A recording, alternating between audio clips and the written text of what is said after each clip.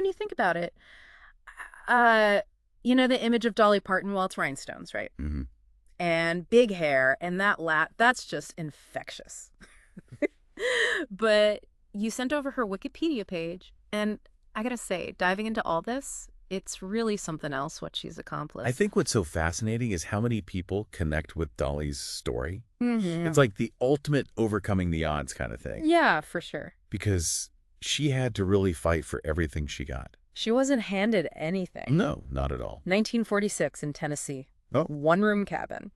And she was the fourth of 12 kids. It's hard to even imagine. I know. And then you hear the stories about how they were so poor they paid the doctor who delivered her with a sack of cornmeal. Wow. And it just kind of hits you how much they were up against. It really puts it in perspective. Yeah. But you know what's amazing is even with all those struggles, you can see these little glimpses of ambition, like right from the start. She was always drawn to music. Oh, absolutely. Singing in church when she was tiny. Apparently she made her own guitar when she was 7 years old. Then got a real one at 8. Wow.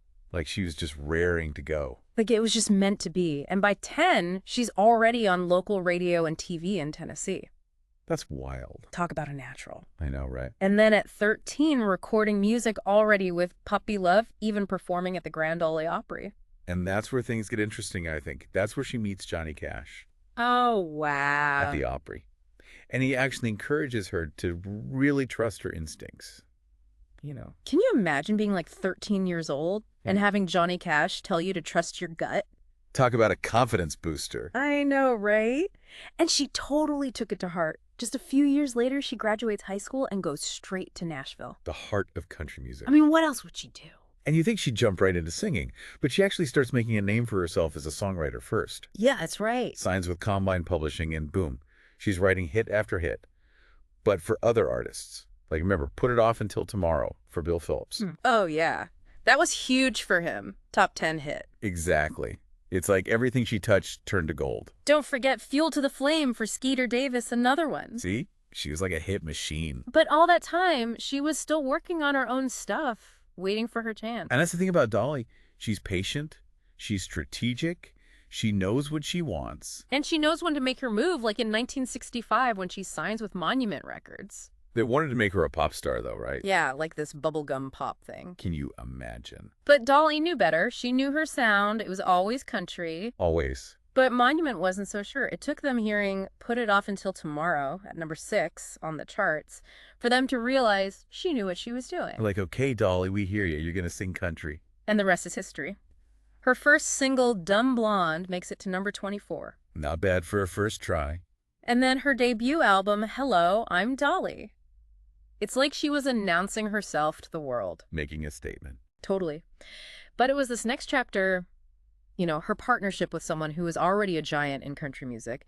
That's when things really took off. And that next chapter, it was Porter Wagoner. The king. Exactly. He was at the top of his game, and he invites her to be a regular on the Porter Wagoner show. I mean, everyone watched that show. It was huge for her. Oh, yeah. It was massive exposure. But let's be real. His fans were used to Norma Jean. They did not make it easy on her. No, they were not happy about the switch, and they weren't afraid to let her know it either. Talk about tough crowds. I read they even held up signs for Norma Jean, like right to Dolly's face. Can you imagine the guts it took to get up there week after week? But Wagoner must have seen something in her, something special to stick with it like that. He was completely smitten with her talent, went to bat for her with his label RCA Victor, convinced them to sign her, actually. Smart move for RCA. Their voices together were magic. Oh, yeah, the last thing on my mind. That remake hit the top 10 in '68, and that was just the beginning. 6 years. Top 10 hit after top 10 hit.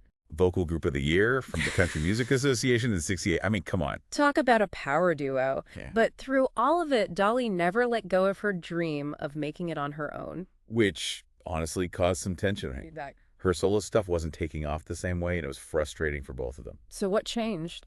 Well, Porter had this stroke of genius. He suggested she record Mule Skinner Blues. The Jimmy Rogers song. One and only. And that was it. That was the turning point. It hit number 3 on the charts, a huge hit. Wow. It really gave Dolly the confidence to trust herself. And the hits just kept coming. They sure did. Joshua, in '71, was her very first number 1 as a solo artist. About time. Right. And then it was Coat of Many Colors, The Right Combination, Burning the Midnight Oil. She was on fire. Touch Your Woman. Don't forget that one. How could I? Yeah. So good.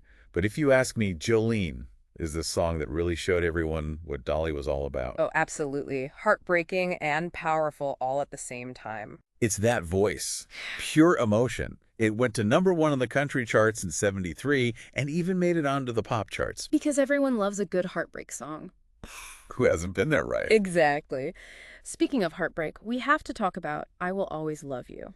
Oh, now there's a story behind that song. Almost as famous as the song itself. Well, she wrote it and recorded it in '74, right? Yep, her second #1 that year. So then Elvis Presley, the king himself, gets wind of this song and wants to record it. Loves it. But that's where things get a little complicated, right? Just a little. Elvis's manager, Colonel Tom Parker, being the shrewd businessman he was, he wanted Dolly to sign over half of the publishing rights. You're kidding? Nope. Common practice back then, but Dolly, she said no. To Elvis. To Elvis. I can't even imagine. She was already star, but that took guts. But Dolly knew her worth, knew she had something special. Talk about a smart cookie. And the best part, when Whitney Houston's version blew up in '92. Dolly made a fortune. See, crime doesn't pay, kids. Knowing your worth does. But it couldn't have been easy saying goodbye to that partnership with Porter Wagoner. No, I'm sure that was tough. They were friends and collaborators for years. Their last duet concert was in April of '74. The end of an era. Definitely bittersweet. But she was ready for that next chapter, right? To reinvent herself again. She wanted to reach a bigger audience. Oh, yeah, and she did. Here You Come Again in 1977. A million-selling album. First one. And that title track, come on. Such a great song. #1 on the country charts and even broke into the top 10 on the pop charts. See, he knew what she was doing. Pop star dreams coming true. She was unstoppable, even into the 80s with 9 to 5. I mean, talk about a cultural moment. That song is iconic. It really is. Tumble out of bed and stumble to the kitchen, grab a cup of ambition. Classic. It became like an anthem for working women everywhere. And let's be real, the movie didn't hurt either. Oh my gosh, 9 to 5. Dolly, Jane Fonda, and Lily Tomlin. Comedy gold. And she got a Golden Globe nomination for that one. And another one for the best little whorehouse in Texas. Dolly could do it all. She really could. Music, movies, even television.